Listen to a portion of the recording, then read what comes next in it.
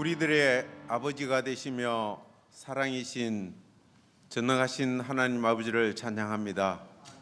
말씀이시며 생명의 빛이 되신 하나님의 아들 예수 그리스도가 복음으로 이 땅에 임해 주심을 감사드립니다. 성령의 권능으로 복인의 증인된 삶을 살아갈 수 있도록 은혜를 더하여 주시옵소서.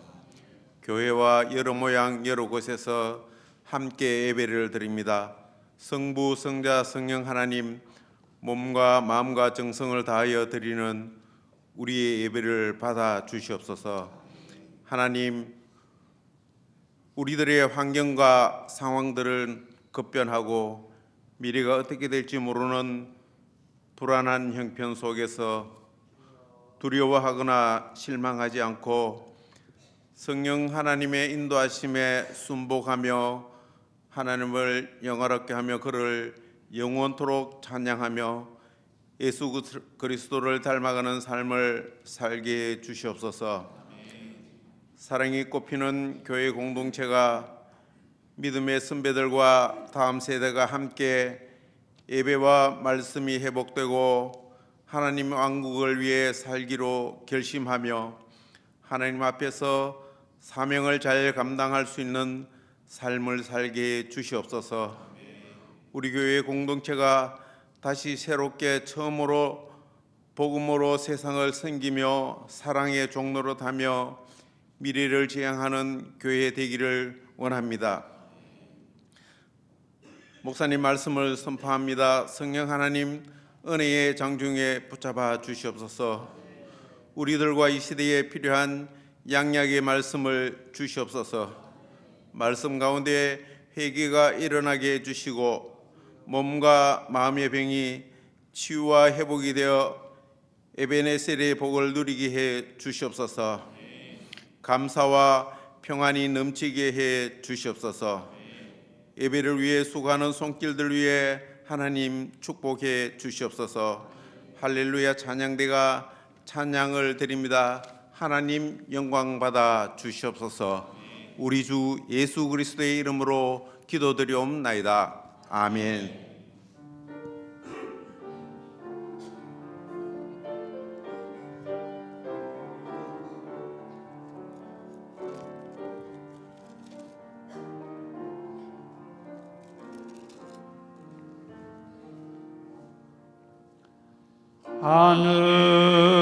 하늘에 계신 아버지 이름 거룩하사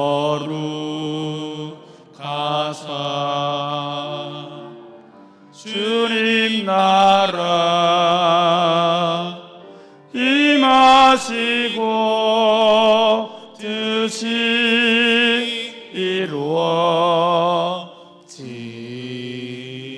이루어지이다.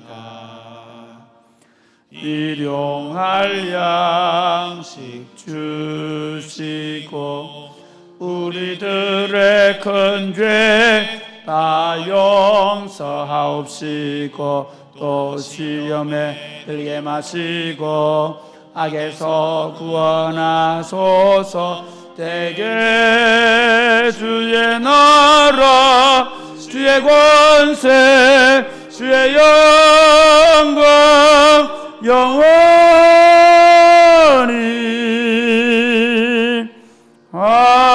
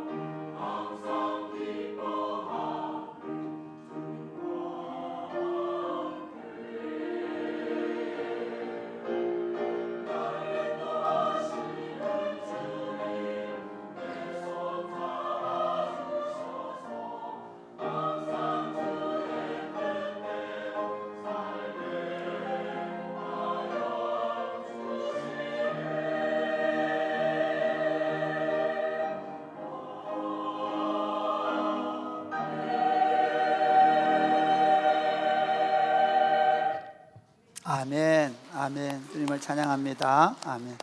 기도하겠습니다. 하나님 아버지, 우리가 주님으로 인하여 날마다 축제의 삶을 살 수 있도록 도와주셔서 감사합니다. 항상 기뻐하라, 쉬지 말고 기도하라, 범사에 감사하라. 이는 그리스도 예수 안에서 너희를 향하신 하나님의 뜻이라고 하셨습니다. 하나님, 우리가 이 하나님의 말씀을 붙잡고 항상 기뻐하고 쉬지 않고 기도하고 범사에 감사하면서 하나님의 뜻을 이루는 삶을 살게 하여 주옵소서. 말씀이 들려질 때 말씀을 들을 귀를 주시고 말씀을 깨닫고 그 말씀을 깨닫는 대로 우리 삶에 적용해서 30배, 60배, 100배로 결실하게 하여 주옵소서. 예수님 이름으로 기도드립니다. 아멘. 오늘 우리에게 주신 하나님의 말씀은 사무엘상 13장입니다.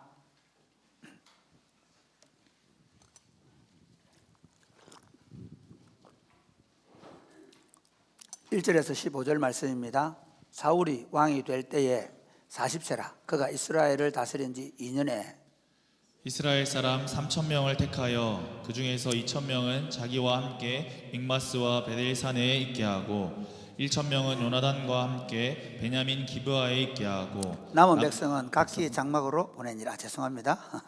제가 요나단이 게바에 있는 블레셋 사람의 수비대를 침해해 블레셋 사람이 이를 들은지라 사울이 온 땅에 나팔을 불어 이르되 히브리 사람들은 들으라 하니 온 이스라엘이 사울이 블레셋 사람들의 수비대를 친 것과 이스라엘이 블레셋 사람들의 미움을 받게 되었다 함을 듣고 그 백성이 길갈로 모여 사울을 따르니라. 블레셋 사람들이 이스라엘과 싸우려고 모였는데 병거가 3만이요 마병이 6,000명이요 백성은 해변의 모래같이 많더라.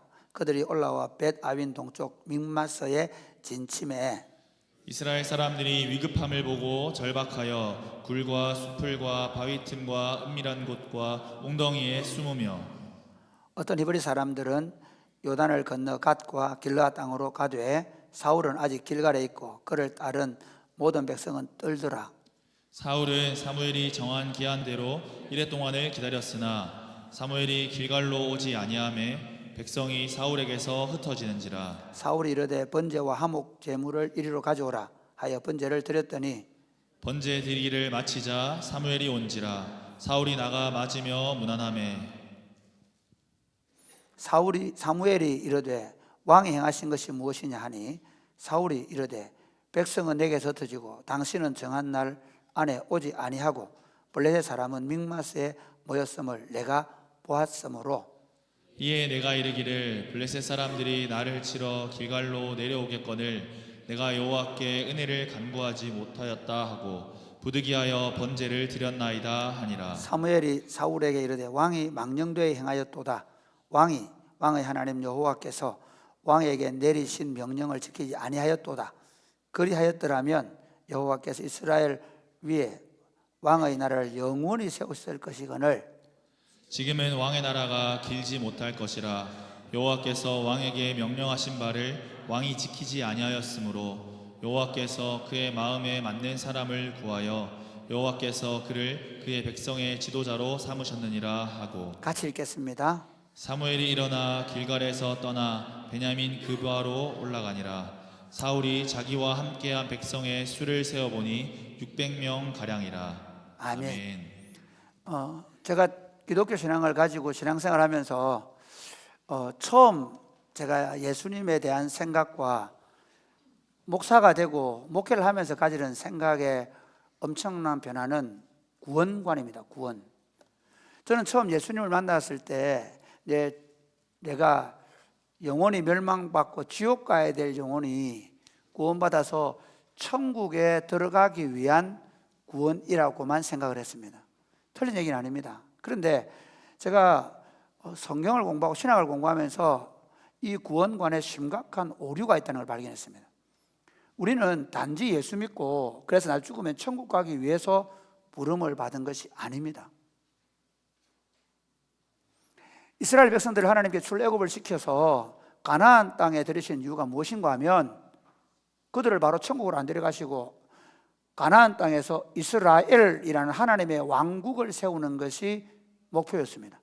그들의 구원은 애굽으로부터의 구원은 홍해로부터의 구원은 가나안 땅에서 하나님의 왕국을 세우는 것이었습니다. 나라는 이스라엘, 때로는 이스라엘, 유다의 이름으로 하나님의 왕국을 세우는 것이 목표였습니다. 마찬가지로 하나님이 신약시대에 예수 그리스도를 우리를 위하여 내어주시고 그가 우리의 모든 인류의 속죄의 제물이 되어주시고 특별히 믿는 자들의 속죄의 제물이 되어주시고 그리고 나서 그가 우리를 불러내셨습니다. 불러냄을 받은 자들이 교회이거든요. 불러냄을 받았다는 말은 다시 한번 구원함을 받았다는 것입니다. 어디로 구원을 받은 것입니까? 제일 먼저 예수를 믿고 구원함을 받은 사람들이 어디에 모입니까? 교회 공동체로 존재합니다. 우리는 교회로 부름을 받은 사람들입니다. 아멘이십니까? 교회로 부름을 받고 교회 공동체를 이 땅에 세워서 하나님의 왕국을 세우기 위해서 부름을 받고 그리고 구원을 받은 사람들이 우리입니다.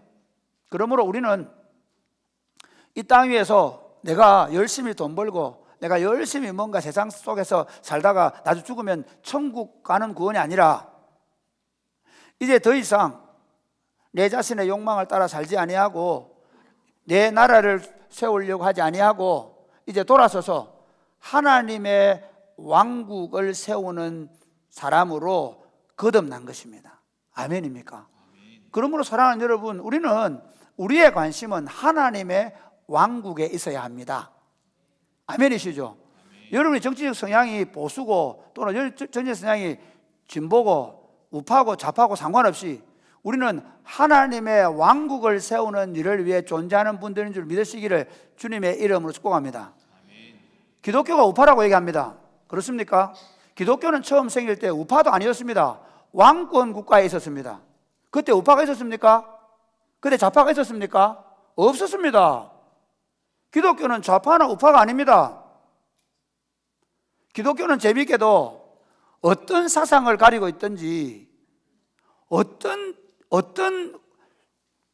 정치적인 형태를 가지고 있든 상관없이 그곳에서 자신의 고유한 왕국을 건설하는 공동체입니다. 믿으십니까?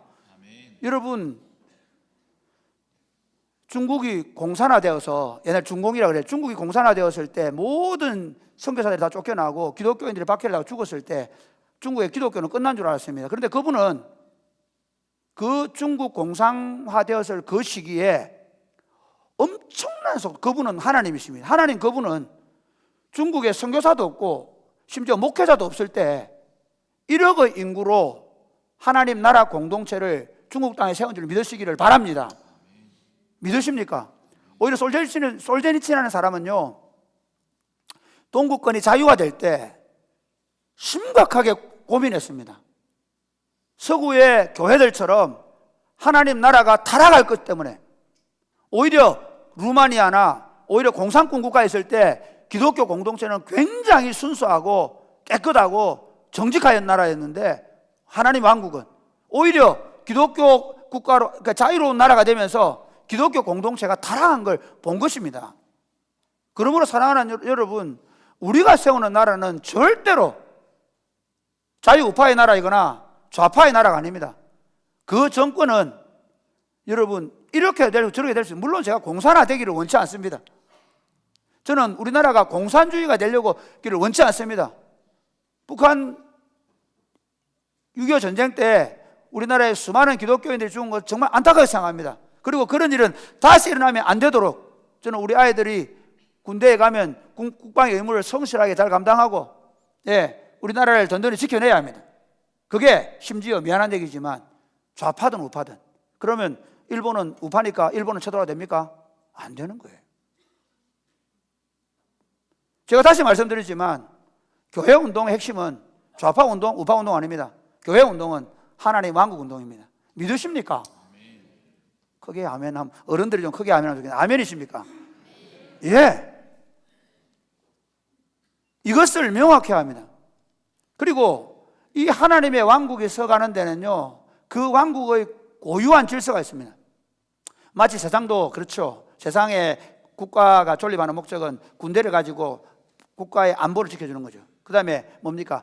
그 여러 직제들이 있고 여러 그 공직자들이 있으면서 어떻게 해야 됩니까? 국가의 모든 질서를 유지해 가야 합니다. 그게 무너지면 어떻게 됩니까? 그게 무너지면 오히려 국가가 혼란하게 되고 모든 국민이 힘들게 되어지죠. 마찬가지입니다. 하나님의 나라도, 하나님의 왕국의 백성들은요, 어떻게 우리가 이 땅에 하나님의 왕국을 건강하게 세울까를 고민하셔야 됩니다. 아멘이십니까? 지금 여러분 한국교회가 이렇게 된 게 좌파 때문입니까? 한국교회가 이렇게 된 게 우파 때문입니까? 아닙니다. 한국교회가 이렇게 된 건 목사들 때문입니다. 한국교회가 이렇게 된 건 장로들 때문입니다. 한국교회가 이렇게 된 건 집사들, 권사들 때문입니다. 자기 자리 선자리에 서서 목사는 목사의 일을, 장로는 장로의 일을, 권사는 권사의 일을 잘 감당하면 이렇게 안 될 것입니다. 갈등과 분열과 다툼을 일으키고 오히려 목사들이 목회의 일, 교회를 돌보는 일에 집중하지 않으면 교회가 엉망이 되는 것입니다. 저는 지금 사무엘상을 가지고 하나님의 왕국을 세우는 일을 하고 있습니다. 구약의 이 하나님의 왕국은 이스라엘입니다. 신약의 하나님의 왕국은 제가 먼저 말씀드린 교회입니다. 직제가 다를 수도 있고 여러 가지 여건은 다를 수 있지만 그러나 그 원리가 같기 때문에 우리는 구약과 신약을 하나님의 말씀이라고 합니다.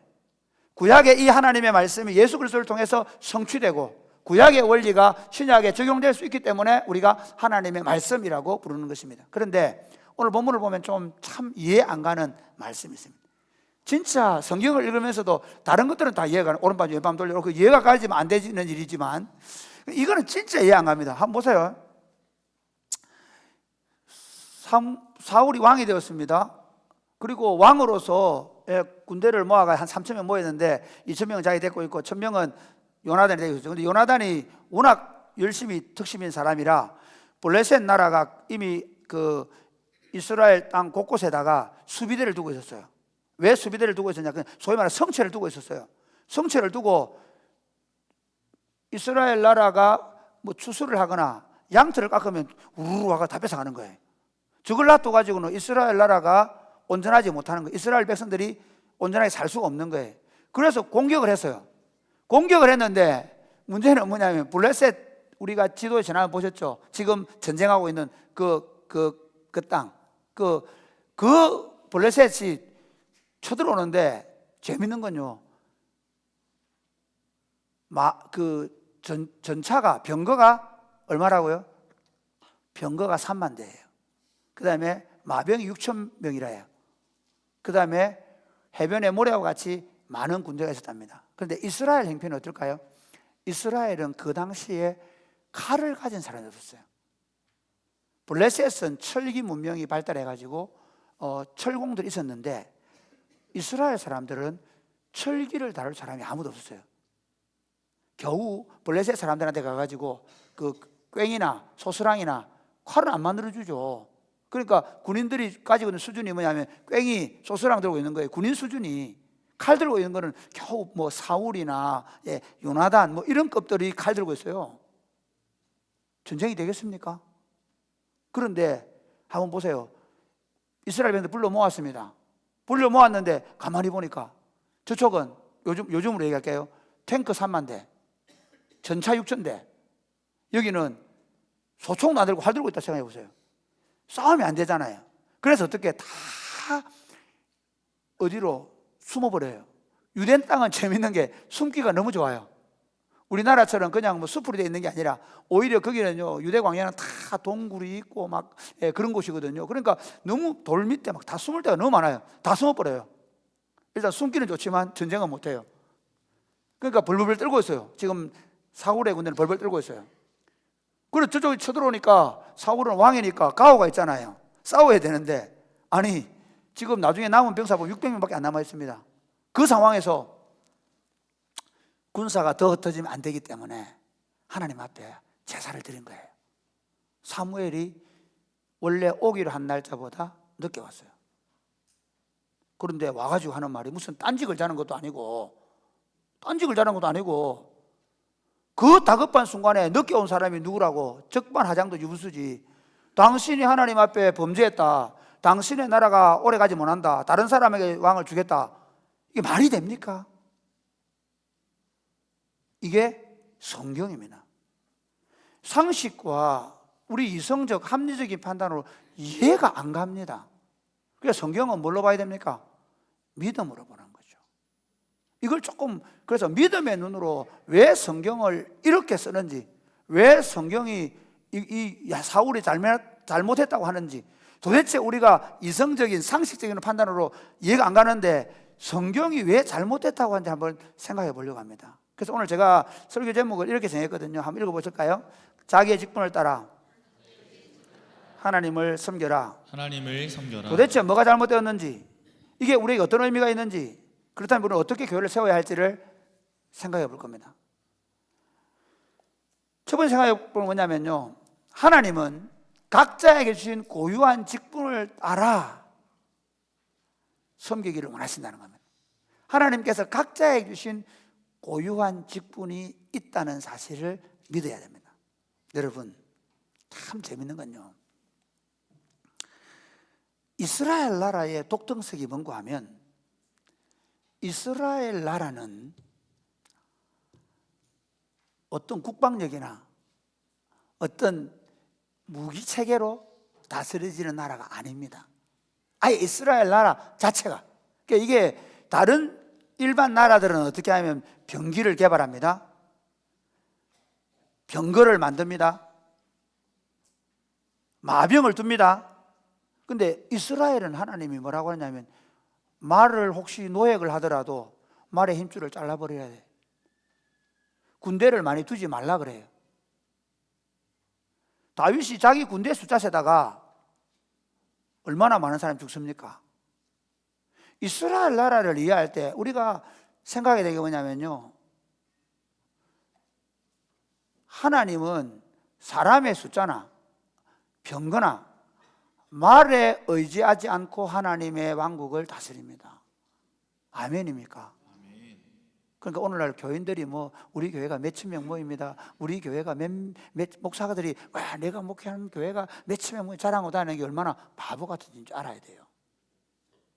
하나님은 한 번도 숫자를 말씀하지 않았어요. 저는 22년 동안 우리 교회에 숫자를 세워본 적이 없어요. 왜? 그것 때문에. 하나님 한 사람으로 일하세요. 베스다 들녘에서 어린아이 도시락 하나로 5천 명을 먹이고 12방주를 남기십니다. 아멘이십니까? 아멘. 하나님은 이렇게 말씀하는 거예요. 이 본문을 통해서, 자 보세요. 거꾸로 3만의 마병이 있고 6천의 말을 타는 사람도 있고, 그리고 바다의 해변에 모래 같은 블레셋 군대가 있다 하더라도 하나님은 어떻게 하셨습니까? 하나님 그분은 어떻게 그 왕국을 통치하십니까? 이미 12장에서 사무엘이 사울을 왕으로 세우면서 뭐라고 그럽니까? 지난주 설교니까 제가 여러분에게 듣게 말씀드릴게요. 이렇게 말하죠. 너희를 애굽에서 건져내신 하나님 여호와께서. 그렇죠? 애굽하고 전쟁하고 그리고 홍해에서 적군을 다 몰살시키신 분이 누구십니까? 하나님 여호와십니다. 여호와가 용사이십니다. 그분이 암몬 군대를, 미디안 군대를 삼손과 기드온과 입다와 이런 사람들을 통해서 암몬, 모압, 미디안 이 군대를 다 몰살시킨 분이 누구십니까? 입다가 전쟁을 잘해서 그랬습니까? 기드온이 나팔 불고 항아리 들고 전쟁했지 않습니까? 하나님의 방법은 전혀 달랐습니다. 하나님은 하나님 자신이 왕이라는 사실을 알려주는 전쟁을 하십니다. 아멘이십니까? 사랑이 꼽히는 교회가 숫자가 많아져가지고 그래서 우리가 더 많은 일을 할 거라고 착각하지 마시면 좋겠습니다. 하나님 그분이 왕이시라는 사실을 알리는 방식으로 교회를 할 것입니다.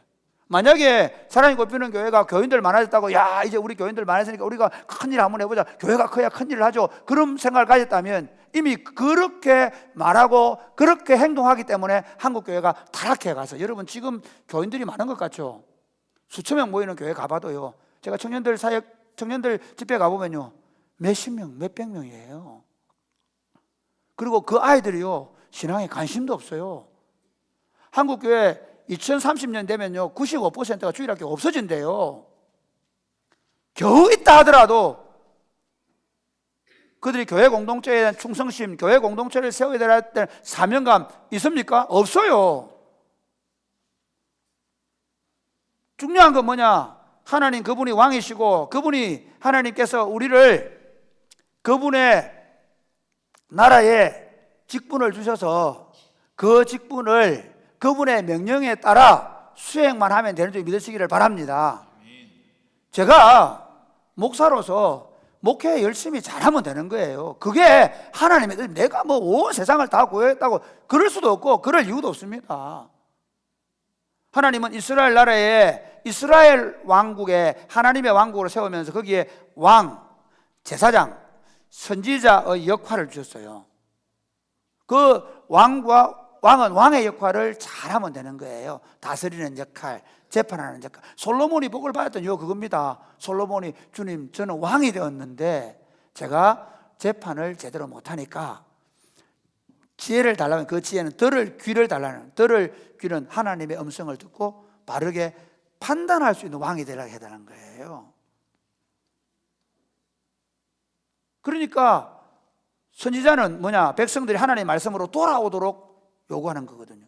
제사장은 백성들이 하나님의 말씀을 들려주고 백성들을 위하여 중보하고 기도하고 하나님 앞에 제사를 드리는 일을 하는 거죠. 그러면 신약 교회는 제가 말씀드린 대로 예수님께서 십자가에 죽으시고 부활하시고 성천하시면서 이제 우리에게 예수님의 직분인 왕과 제사장과 그리고 선자의 직분을 우리에게 주셨어요. 전체 다. 그러면서 교회의 또 다른 직제로 목사와 장로와 집사와 한국교회는 권사와 뭐 여러 가지 교사로 세우셨죠.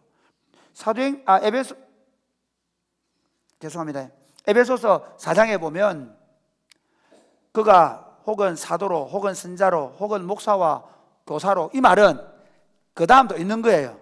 성경에 요만큼 있어요. 이것만 아니고 오히려 성경에 있는 사도와 선지자의 역할들은 폐지됐습니다. 오늘날도 뭐 교회에 내가 한국교회 선지자라는 분 계신데 그분이 선지자라고요? 아닙니다. 목사죠, 목사. 아멘이십니까? 목사예요.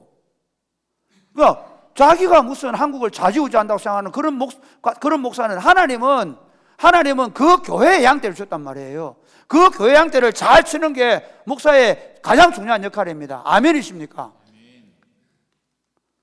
자기 교회 목회를, 자기 교인들을 잘 섬기는 거예요.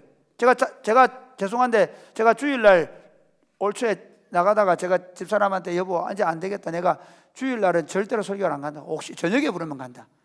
왜냐하면 3부 예배 설교하고 막 제가 차를 타고 가는데 죄송한데 희한하더라고요. 하나님이 저보고 비웃고 있는 것 같더라고요. 제 마음속에. 꼴 좋다 목사가. 그래서 맞습니다. 내가 우리 청년들 하나 애들 왔는데 얼굴 한번 예배 드리고 쑥 도망가는 목사가 내가 내 청년들 하나 얼굴도 제대로 찬찬히 살펴보지 못하고 그 아이들의 마음이 어떤지 그 아이들이 어떤 형편인지도 모르고 돌아다니는 이게 목사가 안 하기로 한 거예요. 사랑하는 여러분, 하나님께서 우리에게 하나님의 영광스러운 교회를 주시고 우리에게 각자에 맞는 직분을 주신 줄로 믿으시기를 주님의 이름 축복합니다. 예수님께서 이렇게 말씀하셨습니다. 내가 이 반석 위에 내 교회를 세우리니 엄부의 권세, 우리의 왕이신 하나님이 내 교회를 세우셨어요. 그리고 십자가에 죽으시고 부활하시고 성천하시면서 너희는 가서 모든 족속으로 제자를 삼아 아버지와 아들과 성령의 이름으로 세례를 베풀고 내가 너희에게 분부한 모든 것을 가르쳐 지키게 하라 라고 말씀하셨죠. 그리고 그들이 사도행전에 보면 그들이 모여 기도할 때 오순절 성령이 임하고 그때부터 하나님의 교회 운동이 시작되고 그때부터 그게 장로를 세우게 되고 집사를 세우게 되고 그 필요를 따라 직분자를 세우게 되지 않았습니까? 왜 그렇게 하시죠? 우리에게 주신 그 직분을 최선을 다해서 감당하는 것입니다. 아멘이십니까? 마태복음에 보면 예수님께서 마지막 심판 때에 우리의 직분에 대하여 우리의 은사에 대하여 우리에게 주신 달란트에 대하여 심판하시기를 얘기하면서 5달란트, 2달란트, 1달란트 받았던 자의 비유입니다. 그 비유의 핵심이 뭡니까? 많이 맡았던 5달란트를 맡았던 2달란트를 맡았던 똑같이 칭찬합니다. 뭐라고 합니까? 네가 작은 일에 충성하였으니 큰 것으로 맡기겠다. 아멘입니까? 사랑하는 여러분, 교회에 큰 직분이 없습니다. 목사가 높습니까? 장로가 높습니까? 아무도 높지 않습니다. 높으신 분은 딱 한 분 계십니다. 우리의 왕 예수 그리스도이십니다. 우리에게 맡겨진, 내가 집사가 안 돼가지고, 내가 권사가 안 돼가지고, 내가 장로가 안 돼가지고, 그래서 신앙생활이 잘 안 되겠다, 힘들겠다. 그런 분들은 가만히 생각해 보세요. 이 왕국의 왕이 누구십니까? 하나님이십니다. 그분이 우리에게 직분을 주시고, 그분이 우리에게 맡기신 영역을 감당하는 이스라엘 나라가 참 재밌는 게요. 이 광야길을 갈 때 보면 그 제사장들 또는 레위인들 보면 재밌습니다. 고아 자신들은 그래도 이렇게 뭐 성기 이런 거 들고 가잖아요. 그 성물을 들고 가는 분들 가운데 진짜 웃기는 거 뭐냐면 그 판 들고 갑니다. 군대에서 제일 힘든 사람이 누군지 압니까? 그 육공 포판 들고 가는 사람. 그렇죠. 아니, 죄송합니다. 어떤 놈은 막 벗게 들고 간다고 이러가는데 어떤 님은 그거 들고 가는 거예요. 아무도 불평하지 않습니다. 사실은 고라가 그거에 대항했죠. 왜 너는 우리는 이거 하라고 너기는 예보이고 제사드리냐?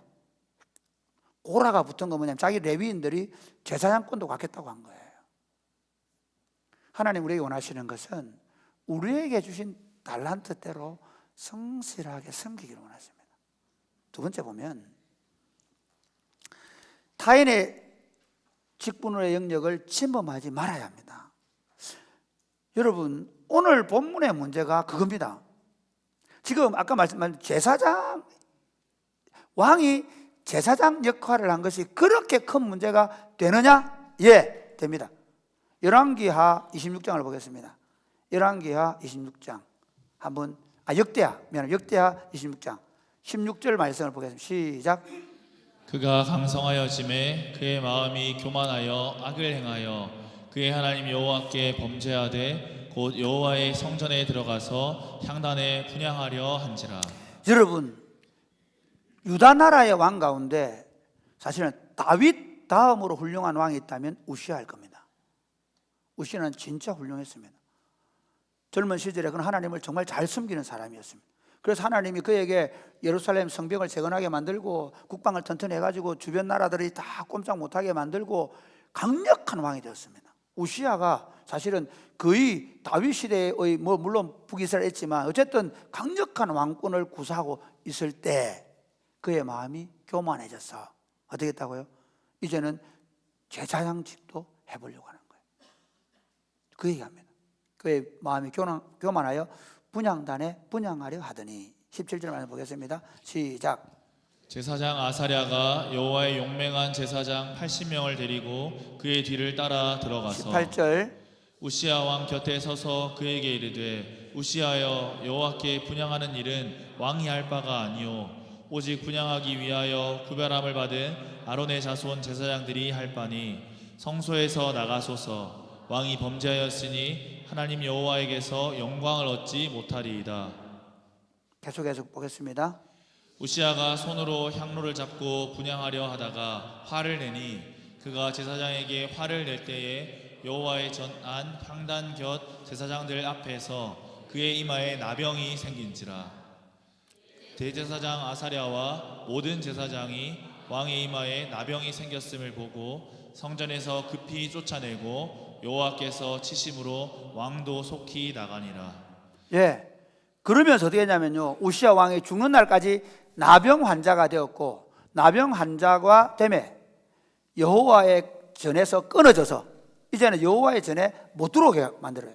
그리고 왕궁에도 못 들어가요. 별궁의 삶으로 그의 아들 요담이 왕궁을 관리하며 무슨 말이냐면요, 왕은 살아있어야 돼. 식물 왕이 되고 요담이 대리 통치를 하는 왕으로 있었다는 겁니다. 우시아가 그렇게 하나님을 잘 섬겼어요. 대단한 왕이었어요. 하나님이 그에게 엄청난 복을 주었어요. 그런데 뭐 하다가 제사장이 하는 역할을 자기가 한번 해보려고 하다가 이런 일이 되었습니다. 거꾸로도 있습니다. 이스라엘 역사에서 그 BC 164년경입니까? 마카비 혁명이 일어나거든요. 그 마카비 혁명이 일어나서 그때는 거꾸로 제사장들이 왕권을 가지게 되었습니다. 재밌죠? 그래가지고 결국 어떻게 됩니까? 이스라엘 나라가 완전히 망하는 길로 갑니다. 처음에는 좋은 뜻으로 제사장 나라를 만들겠다고 생각했는데 하나님의 뜻은 그게 아닙니다. 정권을 가진 사람. 사랑하는 여러분, 교회 공동체에서 오늘 우리에게 주어진 직분들은 그 고유한 직분을 따라 자기 직분을 성실하게 수행하면 그만입니다. 가능하면 다른 사람의 직분을 탐내거나 다른 사람의 직분에 대해서 간섭하거나 무시할 수 없습니다. 아멘이십니까? 중요합니다. 고린도서 12장 4절 보겠습니다. 같이 읽겠습니다. 시작. 은사는 여러 가지나 성령은 같고 직분은 여러 가지나 주는 같으며 또 사역은 여러 가지나 모든 것을 모든 사람 가운데서 이루시는 하나님은 같으니 각 사람에게 성령을 나타내심은 유익하게 하려 하심이라. 은사는 성령님이 주신다. 직분은 주님이 주신다. 그러죠? 그러면서 사역은 여러 가지나 모든 것을 모든 사람 이루시는 분은 누구라고요? 하나님입니다. 저는 제가 설교하면 설교하면 되는 거고요. 드라이브 하시는 분들은 드라이브를 잘 해주시면 되는 거고요. 밥 하시는 분들은 밥하다가 열받아 그러면 안 깨면 됩니다. 사랑이 굽히는 교회가 정말 건강하고 좋은 교회가 되는 이유는요, 어떤 한 사람이 잘해서가 아닙니다. 우리가 각자의 자리에서 성실하게 그 일을 감당하면서 서로 안 싸우는 가 됩니다. 제가 22년 목회하면서 정말 감사하게 생각하는 것은 우리 성도님들이 제가 가만히 생각해 보니까 제일 처음 왔을 때 서현탁 장로님 다음으로 제가 나이가 제일 어리더라고요. 결혼한 사람 중에는 제일 어린 목사였습니다. 그럼에도 불구하고 우리 어른들이 저를 목사로 존중하고 제 리더십을 따라서 건강한 교회를 세웠습니다. 저도 그래서 가능하면 우리 부교육자들에게 보고서를 한 장도 안 받는 이유가 뭐냐면 그분들은 하나님께서 그분에게 맡기신 직분을 따라 성실하게 감당할 거라고 저는 믿습니다. 아멘입니까? 장로님들은 장로님의 역할들을 잘 감당한다고 저는 믿습니다. 저는 관리집사님에게도 관리집사님이 종종 뭘 부탁하면 목사님 제 영역이나 그럼 아이고 잘못했습니다. 내가 집사님의 영역을 건드렸군요. 예, 그렇게 합니다. 정말 그렇게 합니다. 혹시나 그분이 자기가 하고 있는 사역에 대하여 자존심 상하지 않도록 우리는 각자의 영역에서 하나님을 섬기도록 부름을 받았습니다. 아멘입니까? 성가대 하시는 분들은 성가대를 열심히 설교 들으면서 목사님 우리는 성가대 잘하는데 설교를 왜 그래야 그래서 안 해도 됩니다. 특별히 여러분 중요한 건 뭐냐면요, 목사들입니다. 장로님들입니다. 우리가 생각할 때 조금 연약한 직분자들에 대해서 어떻게 대하느냐를 이 고린도서 지금 읽은 본문 가지고 좀 얘기해 보겠습니다. 우리 14절부터 12장 14절부터 한번 보겠습니다. 시작. 몸은 한 지체뿐임. 만일 발이 이르되 나는 손이 아니니 몸에 붙지 아니하였다 할지라도 이로써 몸에 붙지 아니한 것이 아니요. 또 귀가 이르되 나는 눈이 아니니 몸에 붙지 아니하였다 할지라도 이로써 몸에 붙지 아니한 것이 아니니 만일 온몸이 눈이면 듣는 곳은 어디며 온몸이 듣는 곳이면 냄새 맡는 곳은 어디냐. 무슨 말이냐면요, 다 각자의 필요에 따라 주셨습니다. 아멘입니까? 여러분 집사가 낮거나 목사가 높지 않습니다. 우리는 왕이신 하나님의 백성들이고 고유한 직분이 있습니다. 뭐 죄송하지만 목사가 책임이 좀 많을 수 있습니다. 그럴 수 있습니다. 목사는 여기에 전념하다 보니까 이거에 대한 책임감이 강할 수 있습니다. 그 이상도 이하도 아닙니다. 목사가 목사직을 잘못하면 하나님이 그를 심판하십니다. 반드시 하셔야 합니다. 그래서 여기 보면 그러나 이제 하나님이 원하시는 대로 지체를 각각 몸에 두셨다. 그러니까 하나님이 원하시는 대로 각각 지체를 두셨다. 그 다음 19절 시작. 만일 다 한 지체뿐이면 몸은 어디냐. 이제 지체는 많으나 몸은 하나라. 보십시오. 21절 잘 눈이 손들어 내가 너를 쓸데없다 하거나 또는 머리가 발들어 내가 너를 쓸데없다 하지 말라. 재밌죠? 무슨 말이냐면요, 사람들이 눈이 요긴하잖아요. 그러니까 눈 역할을 하는 사람들이 다른 직분자를 향해서 야 너 쓸데 뭐 그런 거 아니야 이렇게 말할 수 없다는 거예요. 한국 교회는 그런 마음이 많이 있잖아요. 뭐 집사나 많으니까 장로 좀 돼야 돼, 집사나 많으니까 권사 좀 돼야 돼 생각하는 분들이 계십니다. 그렇지 않다는 걸 얘기하는 겁니다. 그리고 아직도 네 집사가 그렇게 말 못한다는 겁니다. 제가 옛날에 좀 꽤 큰 교회 있을 때 진짜 웃기는 놈들 많습니다. 목사라는 놈들이요, 강도사들을 우습게 봅니다. 전사를 우습게 보고요, 여전사는 함부로 대합니다. 그럼 목사 놈이 됩니다. 절대로 그러면 안 됩니다. 사실 진짜 이 하나님 왕국에, 제가 요즘 복음서를 다시 읽고 있는데 중요한 게 뭔지 아십니까? 어린 아이를, 예수님께서 이 어린 아이를 대접하지 않으면 천국에 합당하지 않다는 거예요. 그게 무슨 말인지 아시죠? 구약적 그 당시, 예수님 당시 어린아이는 사람 숫자 취급도 안 했습니다. 오죽하면 100년 전에 방정환 선생님이 어린아이를 채생했겠습니까? 그런데 저는요, 이 성경을 읽을 때마다, 성경을 읽을 때 머리가 막 섭니다. 왜냐하면 그 배경을 알면요, 아니 도대체 2000년 전에 예수님은 그 어린아이 하나 함부로, 애가 그때 그 아이들 온다고 제자들이 멀리 가라 했거든. 그러니까 막 화를 내면서 이 어린아이한테 잘못한 놈은 지옥 간다 그럽니다. 그게 하나님 나라입니다. 우리 하나님 운동하면서요, 어떤 사람도 무시당하면 안 됩니다. 그러니까 직분자들이 중요한 건 뭐냐, 충돌에 있어서 예를 들어서 집사들이 목사한테 좀 그럴 수는 있습니다. 그걸 이해합니다. 그러나 저는 안 그럴 겁니다. 안 하도록 노력하겠습니다. 적어도 리더들이 어떤 직분에 대해서 하찮게 보거나 함부로 대하거나, 주일학교 교사들, 심지어 어린아이 하나라도 함부로 대하는 일이 우리 교회는 없어야 됩니다. 아멘이십니까? 어떤 직분을 가지고 이래도 귀하십니다, 감사합니다, 그런 마음으로 서로를 대해야 돼. 그 직분을 주는, 그래서 이렇게 합니다. 22절에 보면 그뿐 아니라 더 약하게 보이는 몸의 지체가 도리어 요긴하고, 아멘입니까? 예, 23절 보세요. 여러분 시작. 우리가 몸에 덜 귀히 여기는 그것들을 더욱 귀한 것들로 입혀주며 우리의 아름답지 못한 지체는 더욱 아름다운 것을 얻느니라. 아멘. 아멘. 이게 다른 거예요. 세상은 어떻습니까? 대통령 오면 막 차를 갖다가 쫙, 제 차 어디 되는지 아십니까? 우리 그 안쪽 구석에 대놨습니다. 우리 교육자들은 제일 주차장 말고 이쪽 나무 심으는 안쪽에 대놨습니다. 우리가 제일 늦게 나갈 거니까. 1호차 담임 목사차 되는 그런 교회는 하나님이 기뻐하지 않습니다. 적어도 우리가 이 성경의 원리가 우리 안에 몸에 닿이지 않으면 우리 실패합니다. 24절, 우리의 아름다운 지체는 그럴 필요가 없느니라. 오직 하나님이 몸을 고르게 하여 부족한 지체에 귀중함을 더하셨다. 아멘입니까? 아멘. 그러면서 25절 말씀 보겠습니다. 시작. 몸 가운데서 분쟁이 없고 오직 여러 지체가 서로 같이 돌보게 하셨느니라. 그러면서 26절 시작. 만일 한 지체가 고통을 받으면 모든 지체가 함께 고통을 받고 한 지체가 영광을 얻으면 모든 지체가 함께 즐거워하느니라. 아멘입니까? 아멘. 여러분, 지금 우리가 이 본문을 보면서 우리가 생각, 내가 한번 하면 되지 지금 급한데, 사울도 지금 사무엘 늦게 오고 지금 전쟁이 더 급하지 그게 아닙니다. 그가 해야 될, 사실 가만히 좀 보면 제가 이 본문을 묵상하면서 사무엘이 늦잠 잤을까요? 아니면 사무엘 오다가 사고가 났을까요? 교통체증이 생겼나? 아닙니다.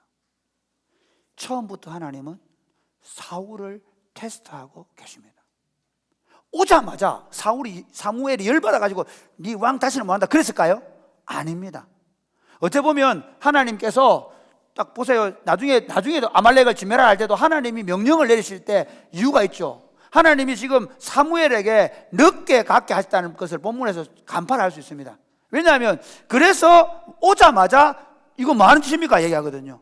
이미 알고 온 거예요. 이미 알고 왔어요. 사무엘을 이렇게 했어야 됩니다. 하나님이 왕이시니까 백성이 다 흩어지고 내 혼자 남아도 하나님 그분이 이기게 할 거다. 나는 왕으로 역할만 하면 돼. 그렇죠. 우리 마찬가지입니다. 교회 일을 하다 보면 내 성질이 앞설 때가 있잖아요. 내가 보면 도저히 안 될 것 같아요. 그렇죠? 그럴 때 있어요, 없습니까? 아이고, 저 목사 보니까 세상 물정도 모르고. 예, 맞습니다. 저는 세상 물정을 모릅니다. 저는 직장생활 한 번도 해본 적이 없습니다. 정말 저는 가끔씩 장로님들 하시는 거 보면 제가 바보 같습니다. 그래서 제가 웬만한 행정적 일은 장로님들한테 우리 행정이 다 맡깁니다. 제가 못합니다. 맞습니다. 그러나 우리가 당회하면서 늘 하는 얘기가 있습니다. 기다리게 하면 기다립시다. 그분에게 맡겨놨으면 그분이 처리하도록 참아주고 기다려줍시다. 그게 우리가 할 일입니다. 우리 모두가 서로를 존귀히 여기고, 그리고 서로 분쟁하지 않고 서로를 격려하며 세우며 살 수 있게 되기를 바랍니다. 그래서 세 번째, 하나님의 교회를 건강하게 세우기 위해서 서로 다투는 게 아니라 협력해야 됩니다. 어떻게 협력할까요? 에베소서 4장 1절 한번 보겠습니다. 에베소 4장 1절 시작. 그러므로 주 안에서 갇힌 내가 너희를 권하노니 너희가 부르심을 받은 일에 합당하게 행하여. 너희가 부르심을 받은 이 부르심, 하나님의 교회를 세우라는 부르심, 하나님의 왕국을 세우라는 부르심 맞습니다. 그 부르심에 합당하게 행하여, 그건 부르심에 합당한 거예요. 하나님의 왕국을 세우는 겁니다. 그렇죠? 그 하나님의 왕국을 세우는 최종적인 목표를 위해서 우리가 어떻게 해야 되느냐? 첫 번째는 이렇게 시작. 겸손과 온유로 해야 합니다. 예, 제가 22년 차니까 제 마음이 제일 문제입니다. 저도 모르게 높아질 수 있습니다. 저도 모르게 내가 한 22년 했으니까 이제 내가 할 수 있어. 제가 종종 보면요, 저희 교회에 지금 우리 교역자들이 많다 보니까 난립니다. 주변에서 보내라고. 니만 다 갖고 나 그러고요. 막 저보고 막 너 아들 보내라 뭐 이렇게 하고요. 그런데 알다시피 한국 교회에 지금 부교역자들은 금값입니다. 없습니다. 이렇게 남아주고 이렇게 신학교 가주는 교회가 있다는 게 얼마나 고마운지 모릅니다. 제 숙제가 뭔지 아십니까? 죄송하지만 제 숙제가 이분들한테 이분들을 존중해 주는 겁니다. 그게 제 목표입니다. 이전에 청년 때는 그래 누구누구 하다가 요즘에는 그래 구목사님 자 그래 부르려고 합니다. 그분이 내가 청년으로 사역할 때와 그분이 직분자를 가졌을 때 저는 존중합니다. 제가 오늘 전화 왔는데 예 구목사님 이제 나갑니다. 같이 갑시다. 우리가 겸손해지지 못하면 교회운동 실패합니다. 일을 잘하는 분이 망칩니다. 일을 제가 잘할수록 교회를 망칠 수 있습니다. 사랑하는 여러분, 우리 모두가 에베소 4장 2절에 보면 모든 4장 2절 볼까 시작. 모든 겸손과 온유로 하고. 예, 첫 번째 모든 겸손과 온유는 뭐냐면 이겁니다. 내가 힘을 쓸 수 있는데 힘을 절대로 안 쓰는 겁니다. 당장에 단칼에 뵐 수 있는데 칼집에서 칼을 안 뽑는 게 온유입니다. 끝까지 그 힘을 쓰지 않는 거예요. 두 번째, 협력에서는 이렇게 두 번째는 뭐냐면 그 다음 오래 참는 가운데 서로 사랑으로 연결되는 겁니다. 사랑으로 오래 참음으로 사랑 가운데 서로 뭐 하라고요? 용납해 주는 거예요. 자, 이런 보세요. 사울이 만약에 사무엘이 좀 늦게 온더라도 어떻게 좀 참고 기다려 주었더라면 어떤 일이 벌어졌을까요? 우리가 하나님의 일을 할 때 보면 제일 어려운 게 뭐예요? 오래 있다 보면 싸워요. 부부간에 왜 싸운지 아세요? 처음에는 콩깍지가 씌어가지고 안 싸웠잖아요. 그런데 한 40년 사니까 막 보는 것마다 미워요. 너무 오래 봐서 그래요. 다시 눈에 콩깍지가 씌이게 되기를 주님의 이름을 축복합니다. 그 콩깍지가 뭐냐면요, 오래 참 사랑으로 보면 용납이 돼요. 그럴 수 있겠지, 늦을 수 있겠지. 그래, 그렇게 하나님이 창조한 걸 어떻게 하겠어? 교회 공동체 안에서 사랑으로 용납해 주기를 바랍니다. 아멘입니까? 한번 더 그럴 수가 있어? 따라 그럴 수가 있어? 가 아니고 그럴 수도 있지. 다시 해볼까요? 그럴 수도 있지. 여러분 옆에 부부간에 그럴 수도 있어. 알겠죠? 그럴 수 있겠다. 그럴 수가 있나요? 그럴 수도 있지. 그럴 수도 있지. 다시 한번 더. 앞뒤 뒤에 좀 해달랍니다. 김국수 집사님. 여러분 혹시 누가 교역자가 전도사님이 또는 누가 집사님이 여러분 목자가 뭐 좀 실수 집사님 그럴 수 있어.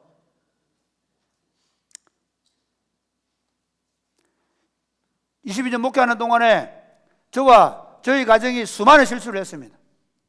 그때마다 우리 교인들은 그럴 수 있습니다, 목사님. 우리도 그랬습니다. 그런 소리를 많이 들었습니다. 우리가 더 연습해야 됩니다. 다시 한번 그럴 수 있습니다. 사랑 가운데 오래 참고 서로 용납하면서 하나님의 교회를 세우시기를 바랍니다. 그렇게 해서 자, 세 번째 시작. 형 안에 매는 줄로 성령의 하나 되게 하신 것을 힘써 지켜야 합니다. 이게 끊어지는 게 아닙니다. 겸손과 온유로 하고 사랑 가운데서 서로 오래 참으면서 결국은 목표가 뭐죠? 평안의 줄로 매는 거예요. 교회는 일 잘해서 깨어집니다. 제가 지난번에 한 말씀 드렸죠. 왔는데 교회가 막 어렵대. 너무 힘들어. 목사님이 너무 힘들어하세요. 그래, 물어보래. 속으로 뱉나? 안 해요. 일만 했습니다. 싸우지. 왜 싸울까요? 일 잘하려고 싸워요. 일 잘한다고 싸워요. 니 그러면 안 된다. 그래가 마음 상해가 또 다음번에 와서 또 다른 사람 실수하면 니 그따위로 하면 안 된다. 싸우는 거예요. 우리 교회 공동체는 일하러 모인 사람들이 아닙니다. 관계를 세우기 위해 모였습니다. 하나님 나라는 일 잘하는 사람들이 일하는 데가 아닙니다. 그 집사님 일 잘하는데 그 권사님 일 잘하는데 아니고요. 하나님 나라는 뭐라고요? 사랑의 관계를 세우는 공동체입니다. 그러니까 여러분 한번 생각해 보세요. 밥은 잘하는데 만약에 막 성질이 개팍해가 내가 조금만 잘못해도 막 손꼽아 찌르는 부인이 있다면 좋겠어. 아니면 밥은 좀 못해도 그럴 수도 있지, 괜찮아, 그렇게 해주는 아내가 좋겠어요. 남편들도 돈 많이 벌고 막 내한테 막 용돈 막 매달 100만 원씩 매달 아니고 매주 100만 원 주고, 그런데 집에 들어온 해가지고 이게 먹고 반찬 아이고 이걸 밥이라고 했나? 아니죠. 여러분, 오늘 예를 하나 들고 마칠게요. 하나님의 왕국이 잘 되는 길은 기도원의 길을 갈 것인가 입다의 길을 갈 것인가 생각하면 됩니다. 자, 둘 다 전쟁을 이기고 어떤 일이 벌어진지 보십시오. 자, 먼저 미디안과의 전쟁을 이겼던 기도원을 보겠습니다. 자, 한번 같이 읽어볼까요? 사사기 8장 1절에서 3절 시작. 에브라임 사람들이 기드온에게 이르되 내가 미디안과 싸우러 갈 때에 우리를 부르지 아니하였으니 우리를 이같이 대접함은 어찌 됨이냐 하고 그와 크게 다투는지라. 기드온이 그들에게 이르되 내가 이제 행한 일이 너희가 한 것에 비교되겠느냐? 에브라임의 끝물 포도가 아비에셀의 만물 포도보다 낫지 아니하냐? 하나님이 미디안의 방백 오렙과 스앱을 너희 손에 넘겨 주셨으니 내가 한 일이 어찌 능히 너희가 한 것에 비교되겠느냐 하니라. 기드온이 이 말을 하매 그때에 그들의 노여움이 풀리니라. 진짜 열받죠. 전쟁하러 나가야 할 때는 숨어있던 놈들이 전쟁 다 이기고 나니까 그 쪼무레기들, 남아있는 부스러기들 정리해놓고는 야, 왜 안 부스러는 거야? 우리 같으면 새끼가 막 죄송합니다, 욕을 했어요. 얼마나 열받아요. 그런데 기드온이 얼마나 큰 사람인가 하면요, 에브라임의 끝물 포도가 이 므낫세 아비에셀 집안이거든요. 므낫세 집안에 우리 집안의 만물 포도보다 100배 낫습니다. 그 말의 의미는 이겁니다. 당신들이 지금 한 이 마지막 정리는 내가 앞에 했던 그 전쟁하고는 비교할 수 없을 만큼 당신의 공적이 큽니다. 만약에 개선 장군이 된다면 누가? 에브라임 당신들이 앞에 서세요. 여러분, 혹시 교회를 하다가 누가 말도 안 되게 시비를 걸고 그래서 교회 일이 엉망으로 될 것 같거든. 여러분 자신을 죽이시고 평화를 만드십시오. 그 일이 안 되어 좋습니다. 하나님의 왕국의 가장 중요한 특징은 그 12지파가 안 떨어지는 거거든요. 그 12지파 안 싸우는 거예요. 그래서 가장 큰 재앙 중의 재앙은 12지파가 싸우는 거예요. 또 한번 볼까요? 입다 보세요. 12장. 그래 이제 그 맛을 한번 보면 에브라임이 또 나와서요. 에브라임 사람들이 북쪽으로 가서 입다에게 이르되 네가 암몬 자손과 싸우러 건너갈 때에 어찌하여 우리를 불러 너와 함께 가지 아니하게 하지 아니하였느냐? 우리가 반드시 너와 내 집을 불사르리라 하니. 2절 보세요. 입다가 그들에게 이르되 나와 내 백성이 암몬 자손과 크게 싸울 때에 내가 너희를 부르되 너희가 나를 그들의 손에서 구원하지 아니한 고로 나는 너희가 도와주지 아니하는 것을 보고 내 목숨을 돌보지 아니하고 건너가서 암몬 자손을 쳤더니 여호와께서 그들을 내 손에 넘겨주셨거늘 너희가 어찌하여 오늘 내게 올라와서 나와 더불어 싸우고자 그러면서 하느냐 4절만 입다가 길르앗 사람들을 다 모으고 에브라임 사람과 싸웠으며 길르앗 사람들이 에브라임 사람들을 쳐서 무찌르니 이 에브라임의 말이 뭐 이렇게 하면서 쭉 전쟁해서 에브라임 지파가 많이 죽습니다. 입다 말이 틀려요, 맞아요? 맞죠. 근데 뭐가 깨졌습니까? 평화가 깨진 거죠. 교회 운동의 가장 중요한 건 뭐냐? 평안의 매는 줄로 든든하게 매는 겁니다. 이번에 그 아시안컵 게임할 때 한국 대표팀들이 요르단하고 축구해가지고 박살이 났죠. 그 뒤에 들은 얘기가 보니까 뭐 안에 분쟁이 있다 그러잖아요. 한번 생각해 보세요. 하나님이 왜 사랑이 꼽히는 교회를 이렇게 복 주실까요? 여기 들어오는 어린아이들, 여기 들어오는 청년들, 청소년들 왜 이렇게 행복해 할까요? 우리가 안 싸워서 그래요. 우리 중에 혹시 똑똑한 사람 있어요? 우리 중에 혹시 좋은 대학 나온 분 계세요? 없어요. 그런데 이렇게 건강하고 행복한 교회가 된 것은 서로 겸손히 사랑으로 서로 용납하면서 어떻게 하면 하나가 될까? 어떻게 하면 평강을 이룰까? 그래서 예수님께서 화평케 하는 이 평강이 화평 같은 헬라어예요. 복이 있나니 그들이 하나님의 아들이라 일컬음을 받으리라. 가장 좋은 교회 전도는 우리가 화평한 가운데 교회를 든든히 세울 때 가능합니다. 그게 사도행전의 말씀입니다. 그러므로 말씀을 맺겠습니다.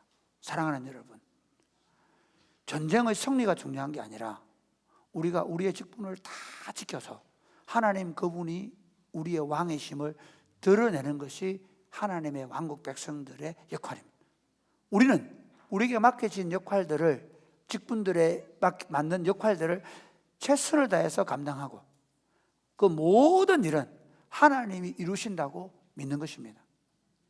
그러므로 사랑하는 여러분, 여러분의 자리에서 최선을 다하십시오. 다른 사람의 직분들 때문에 갈등을 일으키지 않았으면 좋겠습니다. 오히려 서로 겸손한 마음으로, 서로 사랑으로 참고 용납하는 마음으로 어떻게 평안하게 든든하게 서로 하나가 되어서 하나님의 왕국을 세워갈 수 있게 되기를 주님의 이름으로 축복합니다. 아멘. 찬양하겠습니다.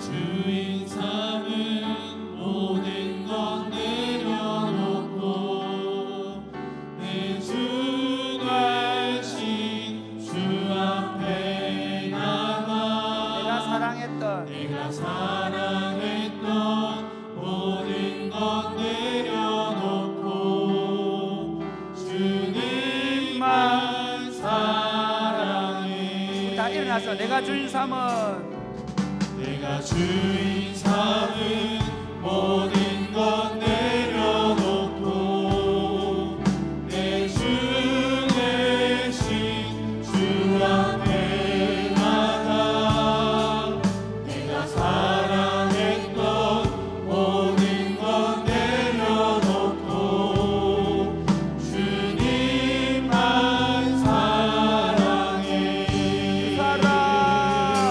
주 사랑 거친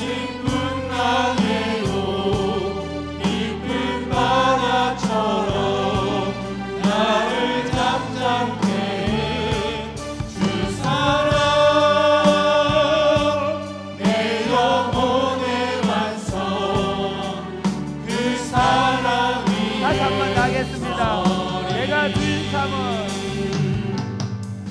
내가 주인 삼은 모든 것 내려놓고 내 주 대신 주 앞에 나가 내가 사랑했던 모든 것 내려놓고 주님만 내가 주인 삼은 내가 주인 삼은 내가 주인 삼은 모든 것 내려놓고 내 주 대신 주 앞에 나가 내가 사랑했던 모든 것 내려놓고 주님만 사랑해 사랑 주 사랑 거친 풍랑에도 깊은 바다처럼 나를 잠잠케 주 사랑 내 영혼의 반석 그 사랑이 사랑 너리 사랑 거친 풍랑에도 그 사랑 거친 풍랑에도 깊은 바다처럼 나를 잠잠케 주 사랑 내 영혼의 반석 그 사랑 위에 서리 사랑하는 여러분, 그렇습니다. 하나님께서 우리를 부르신 부르심은 이 하나님의 왕국, 교회 공동체를 정말 건강하게 해서 그 교회 공동체 세우는 데만 목표로 하는 게 아니라 교회 공동체를 건강하게 세워서 우리가 살고 있는 이 지역 사회 속에 하나님의 사랑, 하나님의 공의가 물같이 흘러가는 것입니다. 교회 운동은 어떤 정식 운동도 아닙니다. 교회 운동은 하나님의 사랑이 세상에 흘러가게 하는 겁니다. 아멘이십니까? 하나님의 사랑, 하나님의 정의가 흘러가는 것. 그래서 교회 운동은요, 진짜 가난한 자들에게, 약한 자들에게, 우리보다 더 힘없고 연약한 자들에게 하나님의 사랑이 흘러가게 하는 운동입니다. 사랑하는 주님, 우리에게 이 교회 공동체 안에 직분 주셔서 감사합니다. 더 높아지려고 몸부림치지 않게 하여 주옵소서. 내게 맡겨진 직분을 주님이 주셨다고 생각하고 작은 일이지만 충성하면서 하나님의 왕국을 건강하게 세워가게 하여 주옵소서. 그래서 우리를 통해 하나님의 나라가 이 땅에 임함으로, 여러분 지금 정말 세상이 너무 어렵습니다. 힘듭니다. 청소년들 가운데 우울증, 공황, 수면장애로 고통받는 친구들이 얼마나 많은지 모릅니다. 요즘 청년들은요, 친구가 없습니다. 친구를 사귈 줄을 모릅니다. 그만큼 어려운 시대를 살아갑니다. 우리가 이 젊은이들에게 그리스도의 복음을 심고 이 젊은이들이 세상에 나아가서 사람들의 친구가 되어주고 아픔을 들어주고 치유해주는 그런 하나님 나라를 이 땅에 세워갈 수 있도록 우리 한번 다 같이 기도하겠습니다. 기도하겠습니다. 주여, 아버지, 우리로 하여금 이 영광스러운 하나님의 나라를 이 땅에 세워가도록 하나님 복을 주심을 감사합니다. 이 반석 위에 내 교회를 세우는 원부의 권세가 이기지 못할 것이라고 말씀하셨습니다. 전능하신 아버지 하나님, 간절히 기도합니다. 우리로 하여금 이 땅에서 하나님의 왕국을 더 강력하게 세워갈 수 있도록 주님 도와주옵소서. 우리를 통해서 하나님 주고가는 영혼, 잃어버린 영혼들을 건져내는 일에 우리의 시간과 우리의 삶을 도와주옵소서. 그래 하나님, 이 땅 가운데 그리스도의 왕국, 하나님의 왕국이 힘있게 도래해서 이 땅에 하나님 이거 물질주의로 인하여 영혼이 향배된 이 땅 가운데 하나님의 통치가 실현될 수 있도록 하나님 아버지, 21세기 물질 문명의 극치를 이루는 대한민국 땅에 사람들은 행복하지 않습니다. 사람들은 우울해합니다. 평생을 살아온 부부가 30년 40년 만에 깨어지는 일이 50%를 넘어서고 있습니다. 젊은이들은 결혼하지 않습니다. 누구도 책임지려고 하지 않습니다. 아이를 낳지 않습니다. 갈등과 분열은 극에 달해서 정치, 사회, 경제, 문화, 심지어 종교까지도 좌와 우로 나누어서 치열하게 싸우는 전쟁터가 되었습니다.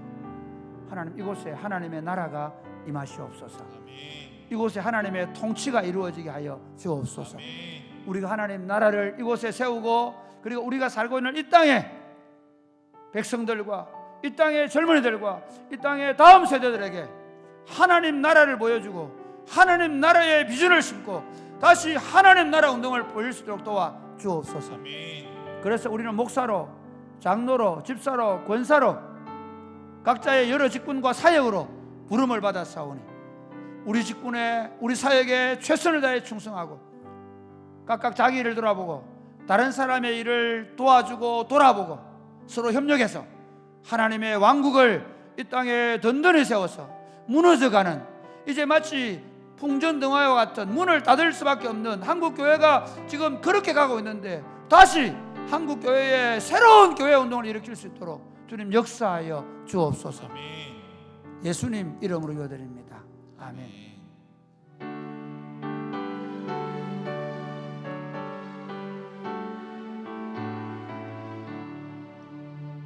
내게 있는 모든 것을 아낌없이 드리네.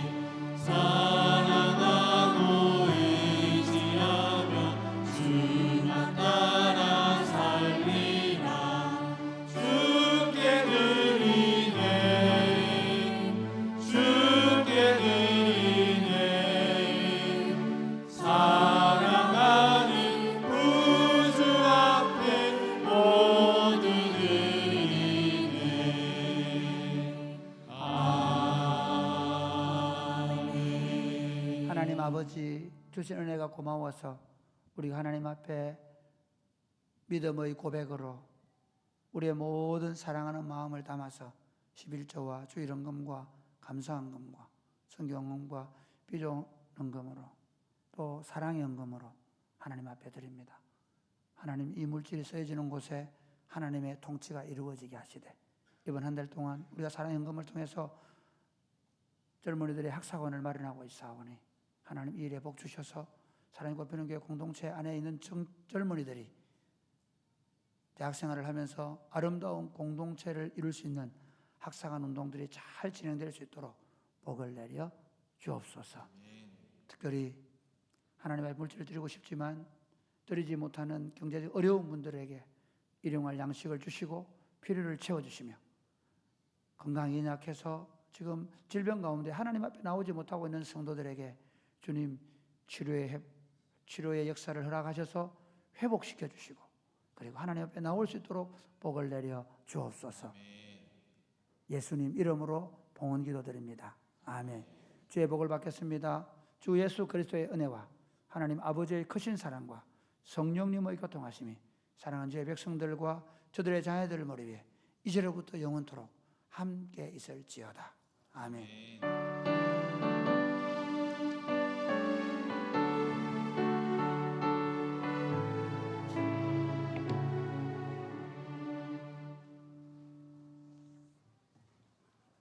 이부 예배에 오신 우리 성도님들을 주의 이름으로 환영합니다.